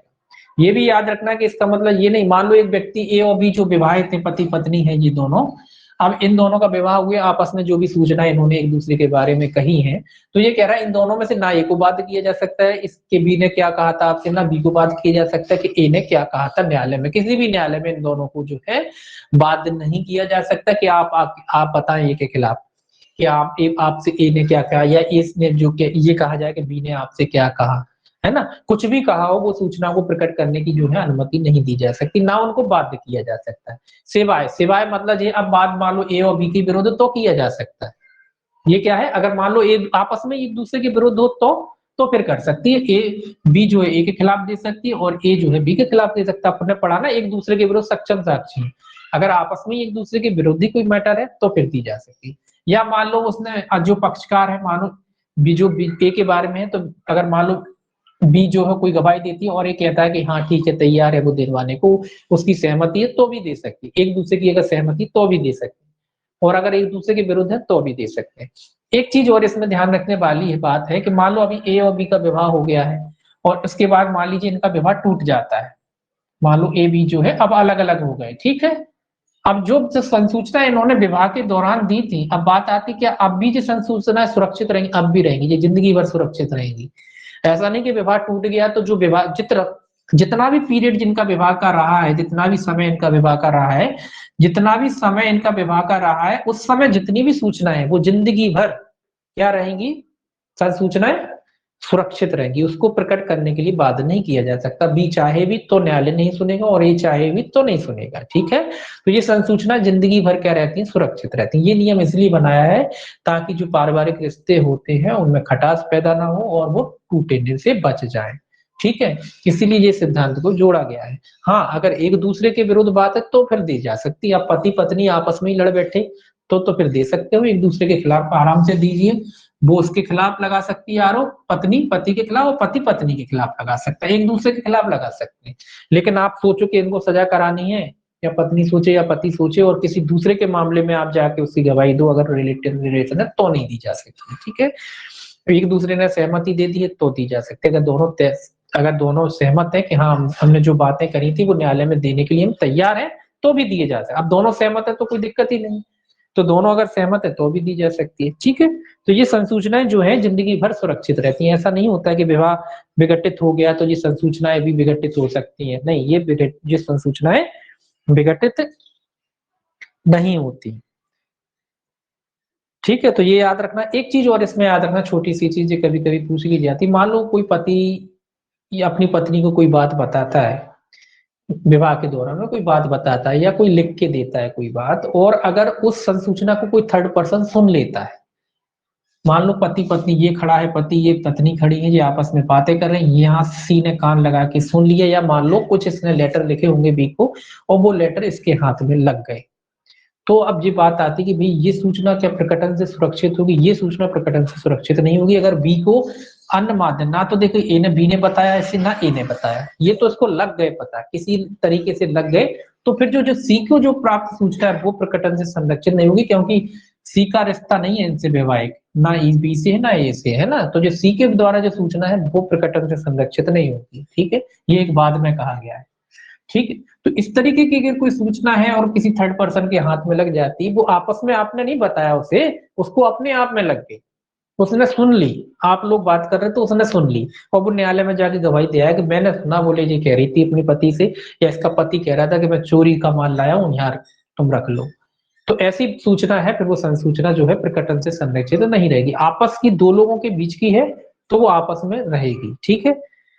अब देखिए 123 कहता है राज्य के कार्यकलापों के बारे में साक्ष्य। 1 2 3 ये कहता है राज्य के कार्यकलापों के बारे में साक्ष्य। ये देखिए क्या कहता है, ये कहता है कोई भी व्यक्ति राज्य के किसी भी कार्यकलाप के संबंध में अप्रकाशित शासकीय अभिलेखों से व्युत्पन्न कोई भी साक्ष्य देने के लिए अनुज्ञात न किया जाएगा, सिवाय संबद्ध विभाग के प्रमुख ऑफिसर की अनुज्ञा के, जो ऐसी अनुज्ञा देने या उससे विधारित करेगा जैसा वह ठीक समझे। ये क्या कह रहा है, ये कह रहा है कि शासकीय अभिलेख जो अप्रकाशित है, मतलब अभी तक प्रकाशन ही नहीं हुआ, उसके बारे में किसी भी जो अधिकारी वगैरह जो है, किसी भी अधिकारी या ऑफिसर कह लीजिए, उसको साक्ष्य देने के लिए विवश नहीं किया जाएगा। जो प्रकाशित ही नहीं है उसका क्या साक्ष्य, हाँ कब किया जा सकता है, अगर उनका जो बॉस है उसकी अनुमति हो जाती है, उसकी अनुमति दे दी जाती है, तो फिर वो अप्रकाशित जो भी दस्तावेज है उसके बारे में साक्ष्य दे सकता है।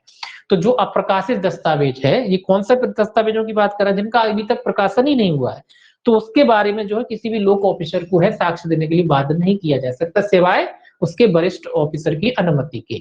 अगर वरिष्ठ ऑफिसर अनुमति दे देता है तो उसको फिर जो है बाध्य किया जा सकता है उस बारे में साक्ष्य देने के लिए। तो ये याद रखें कि अप्रकाशित है, स्वाभाविक सी बात है, जब तक दस्तावेज प्रकाशित ही नहीं हुआ तो क्या उससे साक्ष्य लोगे आप।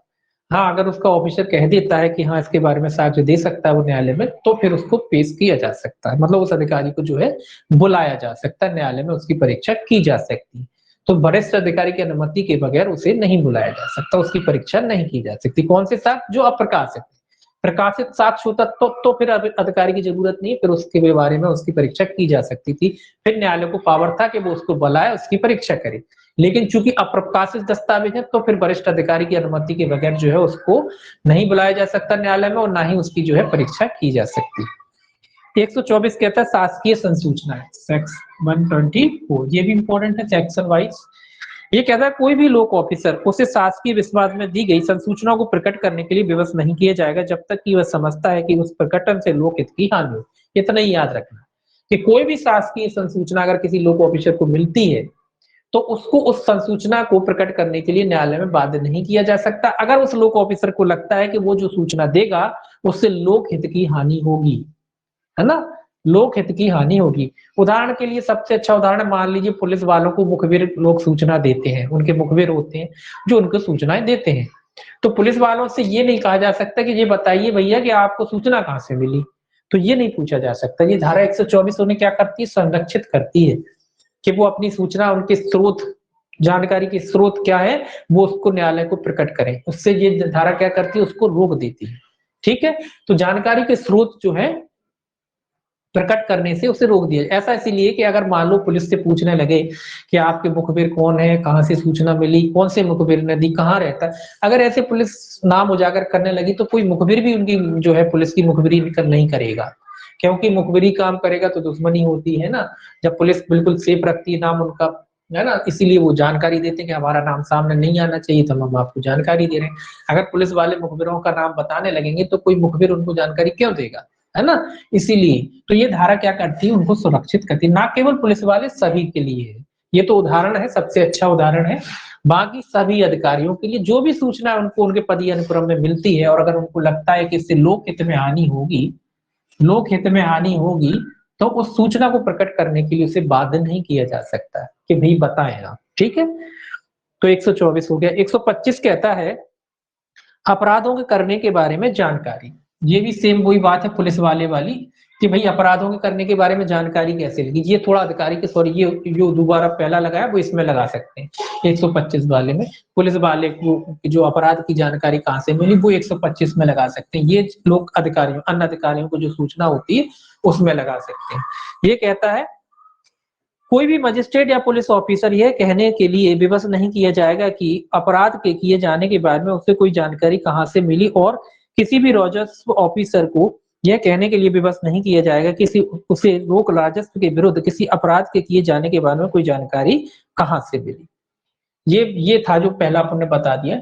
ये कह रहा है कि जो अधिकारी जो होते हैं पुलिस वाले या कोई राजस्व अधिकारी होते हैं, कोई राजस्व संबंधी कोई अपराध वगैरह होता है, तो उनको अपराध करने की जानकारी कहाँ से मिली, उसके लिए जो है 125 है। ये कह रहा है उनको विवश नहीं किया जाएगा। और ये 124 था कि लोक हित में अगर कोई भी जानकारी जो कोई अधिकारी लोक सेवक वगैरह रखता है अपने पास, अब उसके निजी ज्ञान में कोई जानकारी होती है और वो जानकारी अगर उस लोक ऑफिसर को लगता है कि अगर वो उसको प्रकट करेगा तो उससे लोक हित की हानि होगी, उससे जनता को नुकसान होगा, तो ऐसी सूचना को प्रकट करने के लिए उसे बाधित नहीं किया जा सकता।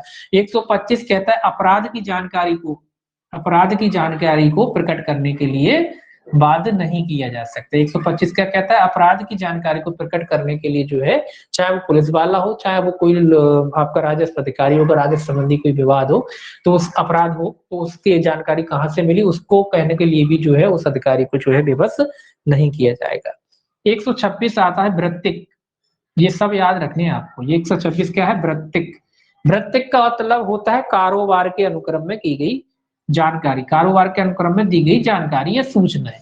अगर मान लीजिए वो वकील वाला भी हो सकता है इसमें, डॉक्टर वाला भी हो सकता है, वृत्तिक संसूचना इसमें भी आ सकती है। तो विधि सलाहकार हालांकि अलग से भी आएगा।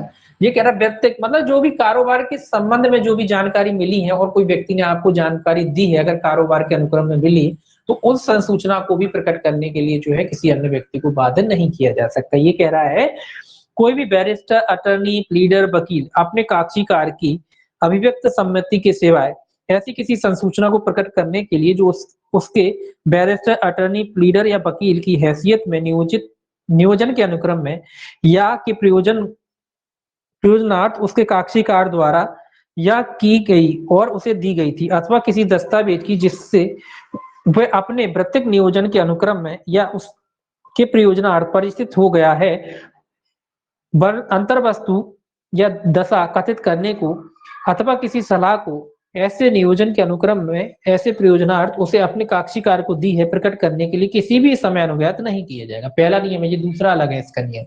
ये कह रहा है कि कोई भी वकील हो और कोई भी साक्षीकार मतलब उसका क्लाइंट, अगर उसका क्लाइंट आता है वो उसको सूचना देता है, देखिए केस लड़ रहा है तो वो सूचना देगा ही देगा। तो कोई भी वकील के पास कोई व्यक्ति आता है, कोई सूचना देता है या मान लो कोई दस्तावेज देता है, मान लो वो फर्जी, मान लो कि वो फर्जी देता है या मान लो वो झूठी जानकारी देता है या मान लो उसने अपराध को स्वीकार कर लिया कौन के समक्ष, अपने वकील के समक्ष कि हाँ मैंने हत्या की है, आपको मुझे बचाना है। तो ये कह रहा है कि इस तरीके की अगर सूचना कोई है तो इस तरीके की सूचना प्रकट करने के लिए मतलब वकील साहब अगर चाहें भी कि इस व्यक्ति को विधा दें हम इस व्यक्ति को और न्यायालय में जाके इसके खिलाफ गवाही दें, तो वो गवाही देने के लिए जो है न्यायालय उनकी गवाही को ग्रहण नहीं करेगा या कह लो विवश भी नहीं किया जाएगा।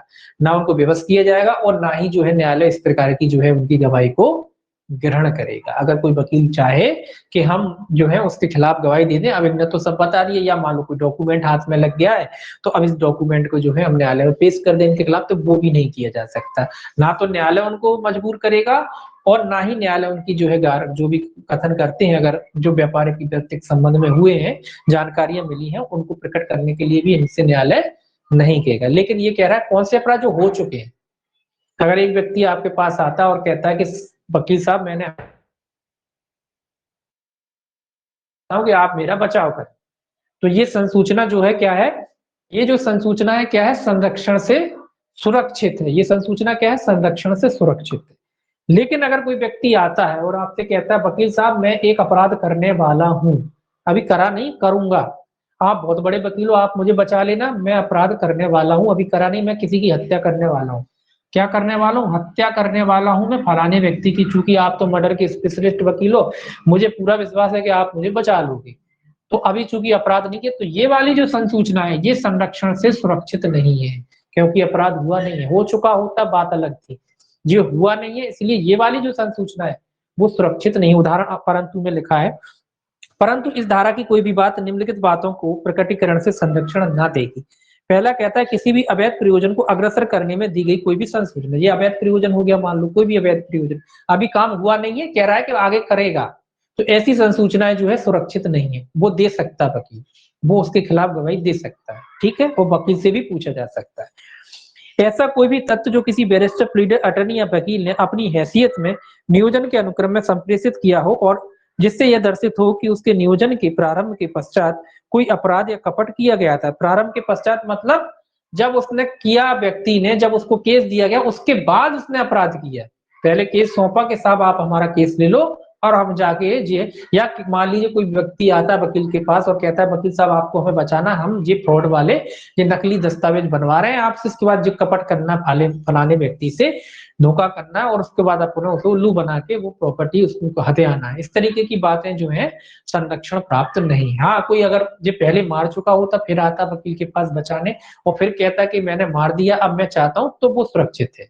लेकिन अगर वो चाहे कि ये कहे कि मैं मारूंगा और आप बचाना, तो ये सुरक्षित जो जो संसूचना है वो संरक्षण से सुरक्षित नहीं है। ठीक है, उदाहरण देख लीजिए इसमें। काक्षिका का अटर्नी से कहता है मैंने कूटरचना की और मैं चाहता हूं कि आप मेरी प्रतिरक्षा करें। ये कह रहा है, वो कहता है कि मैंने कूटरचना की है, मतलब मैंने जो है झूठे दस्तावेज रची और मैं चाहता हूं कि आप मेरी रक्षा करें। तो ये संसूचना क्या है? ये संसूचना सुरक्षित है क्योंकि वो अपराध कर चुका है। ये कह रहा है यह संसूचना प्रकटन से क्या है? संरक्षित है, क्योंकि ऐसे व्यक्ति ने प्रतिरक्षा आपराधिक प्रयोजन से नहीं जिसका दोषी होना ज्ञात हो। तो वो जानता है कि भाई पहले हो चुकी घटना, अब तो वो केवल बचाव के लिए मजिस उसके अपने वकील के पास आया है, तो ऐसी संसूचना क्या है? सुरक्षित है। उदाहरण दूसरा देख लीजिए।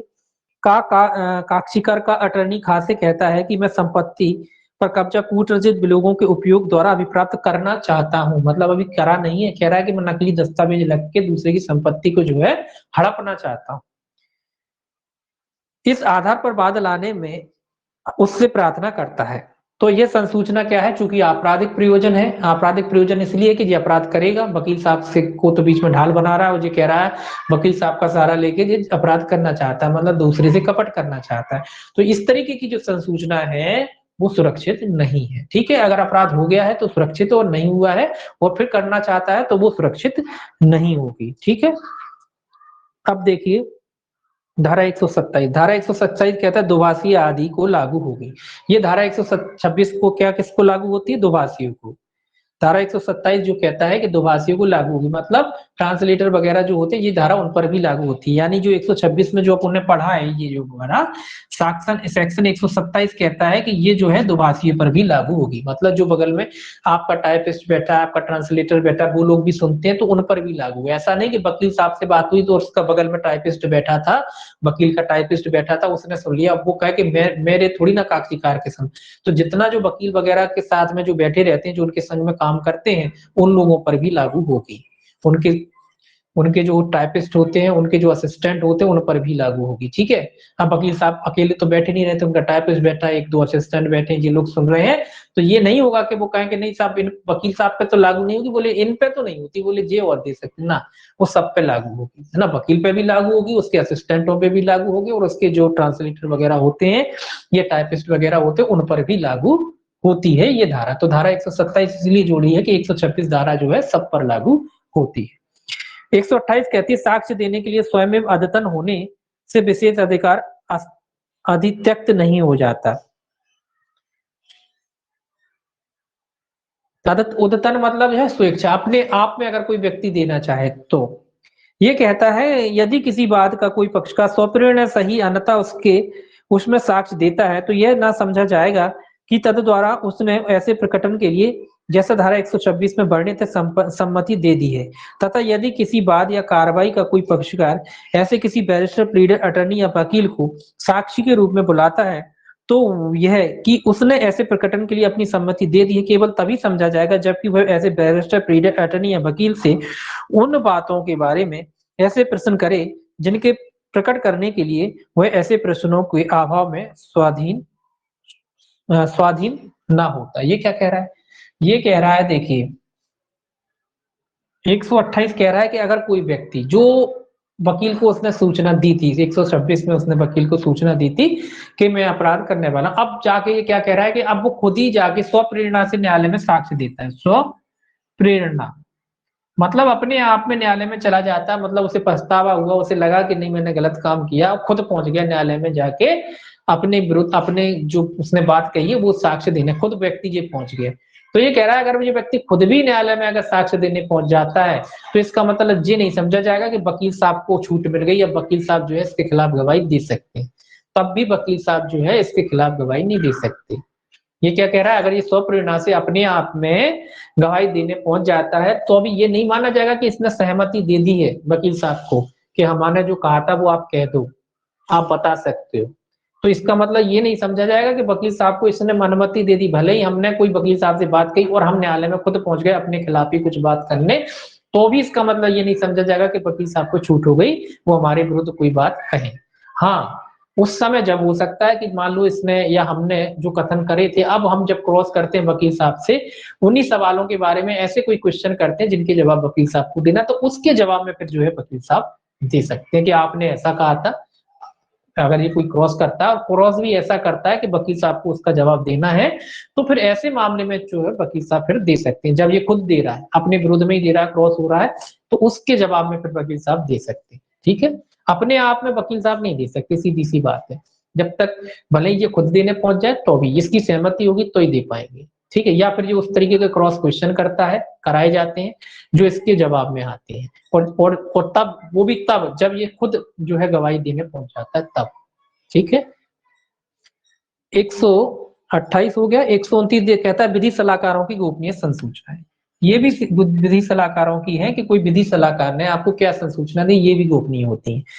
ये कहता है कोई भी व्यक्ति किसी गोपनीय संसूचना को जो उसके और उसके विधिक वृत्तिक सलाहकार के बीच हुई है न्यायालय को प्रकट करने के लिए विवश नहीं किया जाएगा जब तक कि वह अपने को साक्षी के तौर पर पेश ना कर दे। ऐसे पेश करने की दशा में उन्हें पेश करने की दशा में किन्हीं भी ऐसी संसूचना को जिन्हें उस व्यक्ति उस किसी साक्ष्य को स्पष्ट करने के लिए जानना जो उसने दिया है न्यायालय को आवश्यक प्रतीत होता है वो प्रकट करने के लिए विवश किया जा सके, किंतु किसी भी अन्य संसूचना को नहीं। ये कह रहा है कि कोई भी व्यक्ति अगर विधिक सलाहकार के रूप में कोई सलाह वगैरह होती है तो वो संसूचनाएं भी जो है सलाह वो क्या है संसूचनाएं सुरक्षित है, उसको भी प्रकट करने की अनुमति नहीं दी जा सकती, सिवाय कुछ ऐसी सूचना जो न्यायालय को लगता है सिवाय जब वो खुद साक्ष्य देने के लिए आता है या फिर न्यायालय को लगता है कि कुछ ऐसी संसूचनाएं हैं जो उससे बुलवानी चाहिए, तो उनको छोड़ के बाकी किसी भी संसूचना को जो आप जो सलाह लेते हैं ना किसी विधिक सलाहकार से, आपने क्या सलाह ली वो सलाह देने के लिए भी जो है क्या ली क्या नहीं ली उसके लिए भी विवश नहीं किया जा सकता। 130 देखिए क्या कहता है सेक्शन 130। 130 कहता है जो साक्षी पक्षकार नहीं है उसके हक विलेखों का पेश किया जाना। ये कह रहा है जो पक्षकार नहीं है उसके हक विलेखों का उसके समर्थन में कोई दस्तावेज वगैरह पेश किया जाना। ये कह रहा है कोई भी साक्षी जो बात का पक्षकार नहीं है किसी संपत्ति संबंधी अपने हक विलेखों को या किसी ऐसे दस्तावेजों को जिसके बल पर वह गिरवीदार बंधकदार के रूप में संपत्ति का धारण करता है, किसी दस्तावेज को जिसका पेशकरण उसे अपराध में फंसाने की प्रवृत्ति रखता हो पेश करने के लिए विवश नहीं किया जाएगा जब तक कि उसने ऐसे विलेखों को पेशकरण की इस्पा करने वाले व्यक्ति के साथ या ऐसे किसी व्यक्ति के साथ जिससे वह व्युत्पन्न अधिकार से यह व्यक्ति दावा करता है उन्हें पेश करने का लिखित करार न कर लिया हो। ये क्या कह रहा है, ये कह रहा है कोई भी दस्तावेज वगैरह होते हैं तो कोई भी ऐसे दस्तावेज जो किसी अन्य व्यक्ति को जो उसको किसी अपराध में विधाते हैं या फंसाते हैं उन दस्तावेजों को प्रकट करने के लिए जबरन देने के लिए जो है उसे मजबूर नहीं किया जाएगा जब तक कि आपस में जो है उन दोनों ने जो डॉक्यूमेंट वगैरह लिखे हैं अगर पेश करने के लिए न्यायालय में सहमत नहीं हो जाते। तो कोई भी कुल मिला के आपको जबरन आपसे सबूत नहीं मांगे जाएंगे और जबरन आपसे नहीं की जाएगी। अगर कोई ऐसी बात है चाहे वो डॉक्यूमेंट हो या कोई ऐसा कथन हो जो आपके विरोध में हो तो आपको कहने के लिए मजबूर नहीं किया जाता है कि भाई आप अपने खिलाफ ही गवाही दो। ऐसे ये कह रहा है कि आपके खिलाफ अगर कोई दस्तावेज है कोई डॉक्यूमेंट है और वो आपके हितों के विरुद्ध आकर है तो आपसे पेश करने के लिए आपको विवश नहीं किया जा सकता। 131 कहता है ऐसे दस्तावेज या इलेक्ट्रॉनिक अभिलेख का पेश किया जाना जिन्हें कोई दूसरा व्यक्ति जिसका उन पर कब्जा है पेश करने से इनकार कर सकता। तो ये कह रहा है कोई थर्ड पर्सन जिसका उस पर कब्जा था, सेम वही बात है। ये कह रहा है कोई भी व्यक्ति जिस अपने कब्जे में की ऐसी दस्तावेज का अपने नियंत्रण वाले इलेक्ट्रॉनिक अभिलेख को पेश करने के लिए उसको पेश करने के लिए कोई अन्य व्यक्ति यदि वे उसे कब्जे नियंत्रण में होते पेश करने से इनकार करने का हकदार होता विवश नहीं किया जाएगा जब तक कि ऐसी अंतिम वर्णित व्यक्ति उसे पेश करने के लिए सहमति नहीं दे देता। तो ये कह रहा है कोई भी ऐसा डॉक्यूमेंट जो किसी अन्य व्यक्ति के भी कब्जे में भले ही, और अगर वो व्यक्ति के कब्जे में पहले कभी रहा है अब नहीं है भले ही, और अगर उसमें भी कोई हित विरोधी अगर उसकी बात है तो उसको पेश करने के लिए भी विवश नहीं किया जा सकता जब तक कि वो अंतिम व्यक्ति जिसके वो कब्जे में उसे पेश करने की जो है अपनी अनुमति न्यायालय को नहीं दे देता। तो कुल मिला के जबरन जो है उनसे साक्ष्य वगैरह जो है पेश नहीं कराए जाएंगे।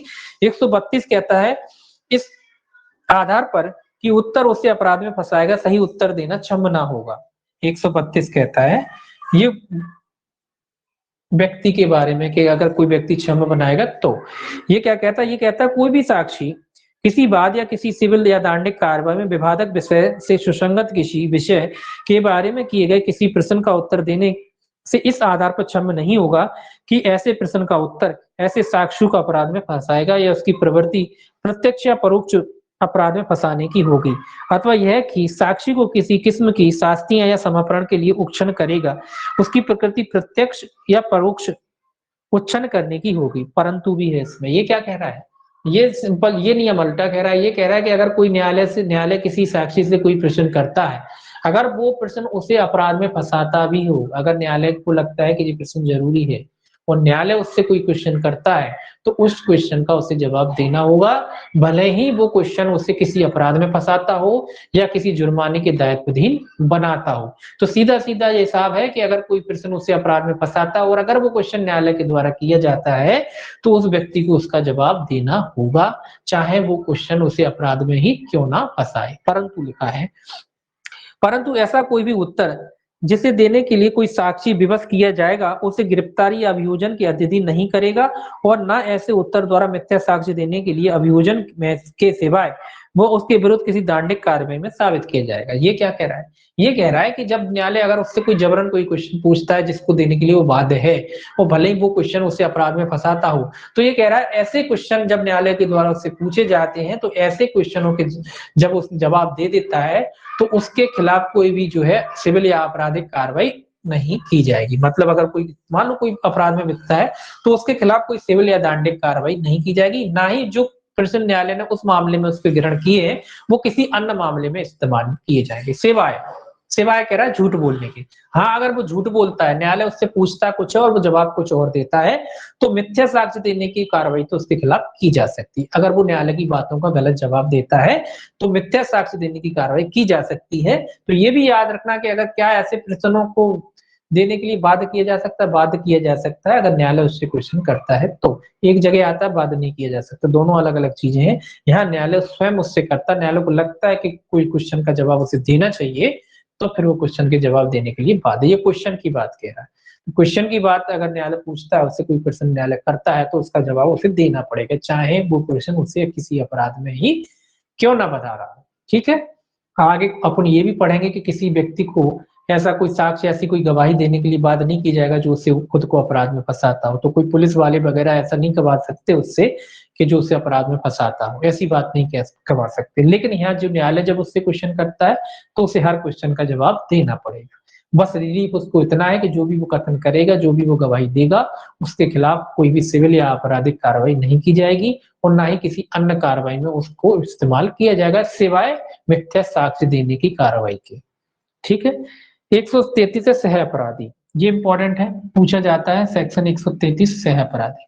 अब बात सह अपराधी का मतलब ये होता है कि जब दो या दो से अधिक व्यक्ति मिलकर कोई अपराध करते हैं तो ऐसे में दोनों व्यक्ति एक दूसरे के क्या कहलाते हैं, सह अपराधी कहलाते हैं।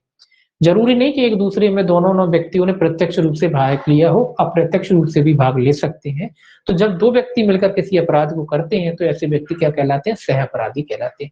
अब ये कहता है धारा कि भाई एक अपराधी गवाही देता है दूसरे के विरुद्ध, तो क्या उसका साक्ष्य गिरा है, उसका साक्ष्य गिरा है। ये कह रहा है सह अपराधी अभियुक्त व्यक्ति के विरुद्ध सक्षम साक्षी होगा और कोई भी दोषसिद्धि केवल इसलिए अवैध नहीं हो जाती कि किसी सह अपराधी के असंपुष्ट परिसाक्ष्य के आधार पर की गई है। तो यही पूछा जाता है, ये पूछा जाता है कि मान लो दो व्यक्तियों ने मिलकर के कोई अपराध किया, ए और बी ने कोई अपराध मिलकर के किया है।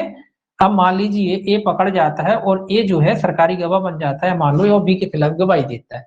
तो ये कह रहा है कि भाई जो बी को खिलाफ जो ए गवाही दे रहा है, तो क्या ए की गवाही के आधार पर बी को सजा हो सकती है, बिल्कुल हो सकती है। ये धारा कहती है 133 कि बी के साक्ष्य के आधार पर भी ए के साक्ष्य के आधार पर भी जो है बी को सजा दी जा सकती है, दंडित किया जा सकता है। ठीक है, ये कोई ये नहीं है कि भाई बी के साक्ष्य के ए के साक्ष्य के आधार पर, चूंकि दोनों अपराधी हैं, बोले कैसे। हालांकि इसका भी एक अपवाद है, इन पे भी सुरक्षा का नियम न्यायालय लागू करता है, लेकिन मोटे तौर पर सीधा सीधा इतना ध्यान रखना है कि ए के साक्ष्य के आधार पर बी को दंडित किया जा सकता है। अगर सह अपराधी है और एक सह अपराधी दूसरे सह अपराधी के विरुद्ध गवाही देता है तो उसके साक्ष्य के आधार पर जो है बी को दंडित किया जा सकता है। ठीक है, उस पर कोई ऑब्जेक्शन नहीं उठाया जा सकता। हालांकि इसका एक सुविधा का नियम है, आगे पढ़ेंगे अपन, तो उसमें न्यायालय थोड़ा सा उसकी संपुष्टि करता है। इसमें जो है जो आपका जो 133 सह अपराधी है उसके साक्ष्य की जो है न्यायालय संपुष्टि भी करता है। मतलब ऐसा नहीं कि ये जो साक्ष्य दिए गए उसके आधार पर ग्रहण कर ले, हालांकि ये सुरक्षा का नियम है, तो वो कोई कंपलसरी नियम नहीं, सुरक्षा का नियम। न्यायालय को एक मार्गदर्शन नियम है कि न्यायालय को जो है सहअभियुक्त पे डायरेक्ट भरोसा नहीं करना चाहिए, उसके साक्ष्यों क्या कर लेना चाहिए, संपुष्ट कर लेना। संपुष्ट मतलब अन्य कोई साक्ष्यों से मिलान कर लेना चाहिए कि जो बात जो कह रहा है उससे मेल खा रही है या नहीं खा रही, तो वो सुविधा का नियम है। लेकिन केवल अगर आपसे कोई पूछे कि केवल सहअपराधी के बयान से जो है अन्य व्यक्ति को दंडित किया जा सकता है, जो उसका सहअपराध उसको दंडित किया जा सकता है। 134 देखिए लास्ट इसका है। 134 कहता है साक्ष्यों की संख्या। अब ये कहता है कि भाई साक्ष्यों की कितनी संख्या होगी, कि साक्ष्यों की कोई संख्या नहीं होती, कोई विशिष्ट संख्या अपेक्षित नहीं है। 134 कहता है किसी मामले में किसी तथ्य को साबित करने के लिए साक्ष्यों की कोई विशिष्ट संख्या अपेक्षित नहीं है।